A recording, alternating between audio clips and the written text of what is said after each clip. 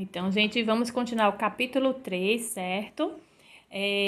Para vermos o que aconteceu após a cega, né, de Ruth no campo de Boaz. Então, vamos aqui, vamos seguir o capítulo 3.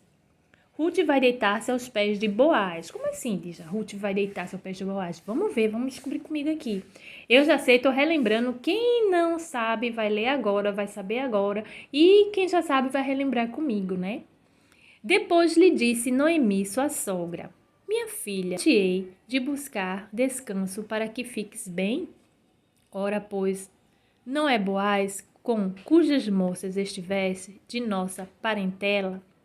Eis que esta noite ele vai joirar a cevada na eira. Lava-te, pois, unge-te, veste os teus melhores vestidos e desce à eira. Porém, não te des a conhecer ao homem, até que tenha acabado de comer e beber. E quando ele se deitar, notarás o lugar em que se deita. Então entrarás, descobrir-lhe-ás os pés e te deitarás, e ele te dirá o que deves fazer. Respondeu-lhe Ruth: Tudo quanto me disseres, farei. Então desceu a eira e fez conforme tudo que sua sogra lhe tinha ordenado. Havendo, pois, Boaz comido e bebido, e estando já o seu coração alegre, veio deitar-se ao pé de uma meda. E vindo ela, de mansinho, descobriu-lhe os pés e se deitou. Vamos ver aqui, vamos continuar para entender.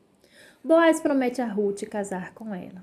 Ora, pela meia-noite, um homem estremeceu, voltou-se e viu uma mulher deitada aos seus pés.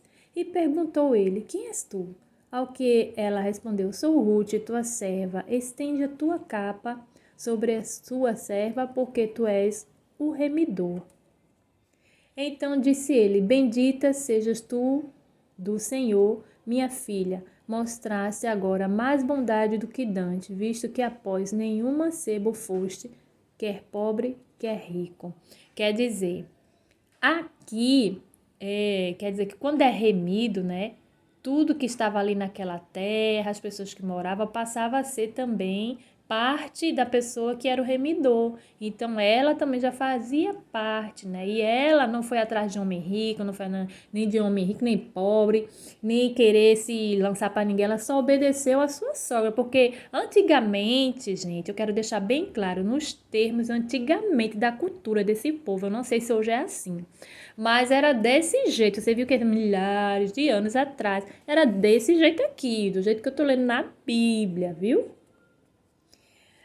Então disse ele: Bendita sejas tu do Senhor, minha filha, mostrasse agora mais bondade do que dantes, visto que após nenhum mancebo foste, que é pobre que é rico. Agora, pois, minha filha, não temas.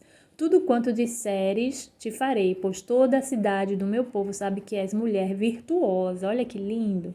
Tem até vídeo aí já falando sobre mulher virtuosa. Ora, é bem verdade que eu sou remidor, porém há ainda outro mais chegado do que eu.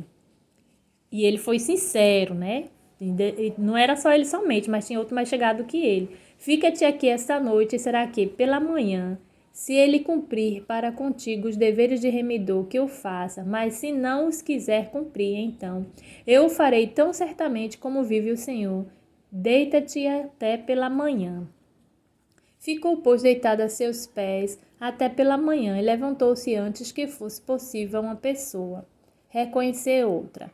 Porquanto ele disse: Não se saiba que uma mulher veio à eira. Quer dizer, ela fez isso para poder dizer a ele que ele seria o remidor, né?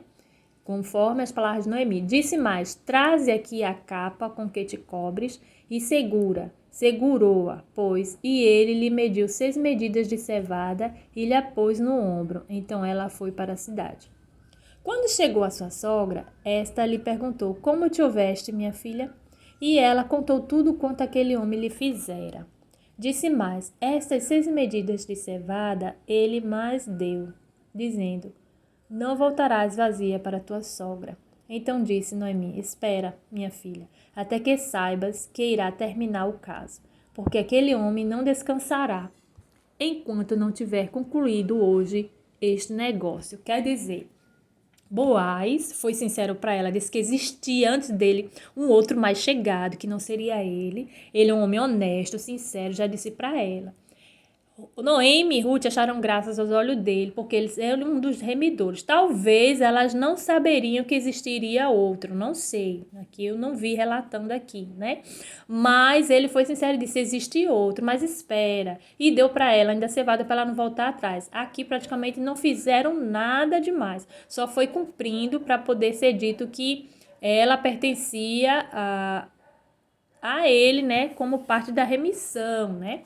Então, assim, ele pediu para esperar e que se o outro remidor não fizesse, né, não quisesse, né, não lutasse por ela, tudinho, aí ele ia tomar parte no negócio e ia concluir, né, ficar tudo acertado, então, de que ele que ia cuidar delas, da terra e de tudo, né? Como era antigamente a remissão, né? O remidor lá das terras, do povo, como era a cultura deles. Nisso aí vocês podem pesquisar também, tá? Então, assim, o capítulo 13, ele foi pequenininho, mas é bastante interessante porque a Noemi falou para ela, no versículo 18, disse: Noemi, espera, minha filha, até que saibas como irá terminar o caso, porque aquele homem não descansará enquanto não tiver concluído hoje esse negócio. Quer dizer, ela já mais experiente, né?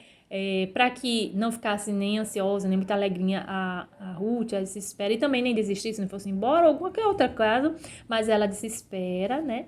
Vamos ver o que vai acontecer, porque ela já conhecendo o seu povo, conhecendo o bairro, já sabia que ele só descansaria, homem de palavra, só descansaria quando resolvesse o negócio, né? Ela viu este negócio. Quer dizer, que essa parte de terra, tudo é remissão. Como eu disse, os homens que faziam essa parte desses negócios, não as mulheres, né? Mas elas reconheciam, lógico, quem eram seus remidores, quem eram seus futuros cuidadores, né? A terra onde elas voltariam, para onde e tal. Então, assim, é muito importante também, porque o Boaz, ele agiu de uma maneira totalmente correta, honesta, respeitosa, né? Não deixando, teve o cuidado com ela para que ninguém olhasse, reconhecesse ninguém, para que ela não saísse falada, né? Esperar o tempo certo, e foi isso que Ruth disse também, né? O Noemi disse a Ruth: espera, né? Porque quando ele terminar o negócio, aí tudo vai já, né, se resolver. E com certeza Noemi já estava com a visão de que ele se agradaria dela, ficaria com ela, né? E até, quem sabe, casaria com ela. Porque foi uma forma, né, do aceite, né, de dizer, né, que ela se agradou dele, ele se agradou dela, tanto que o subtítulo diz aqui: Boaz promete a Ruth casar com ela. Dessa forma, né? Foi dessa forma, é dessa forma que eles tratavam, como um negócio, né? Agilizando, combinando para que tudo ficasse certo, né? Diferente de hoje, né? Que é casa solta, casa descasa, casa... Não. Hoje estão levando o casamento como uma coisa qualquer, sem respeito. Ai, primeira vista, meu amor, minha princesa, minha doçura, minha beleza. Aí depois é um ódio, querendo matar o outro, querendo tirar as coisas do outro, é uma coisa horrível. E aquele prometer diante do altar, aquela coisa consagrada diante de Deus, tá sumindo, tá morrendo. Então não deixe, você que tem seu casamento, não deixe morrer, certo? Continue sempre no altar para que dê certo. E a coisa maravilhosa e linda é quando inicia certo, termina certo, né? E eles estão iniciando certo. Porque os viúvos, pela Bíblia, lógico, e também assim, são considerados viúvos, mas os viúvos são considerados solteiros. Então não tem nada de errado Boaz querer casar-se com Ruth, e Noemi também querer fazer com que ela se case novamente. Por ser jovem, ela precisava de um marido, né? Noemi, mesmo sendo viúva, solteira, se alguém quisesse casar com ela, não teria problema, mas uma jovem viúva teria mais tempo de casar, ter filho, descendência, né? Foi o que Noemi estava vendo, né? Já que com certeza ela deixou sua parentela para cuidar dela, a Ruth deixou sua parentela, e assim ela continuou, né? Com Ruth e na terra aí junto com Boaz, né? E no próximo capítulo nós vamos fazer o desfecho dessa história.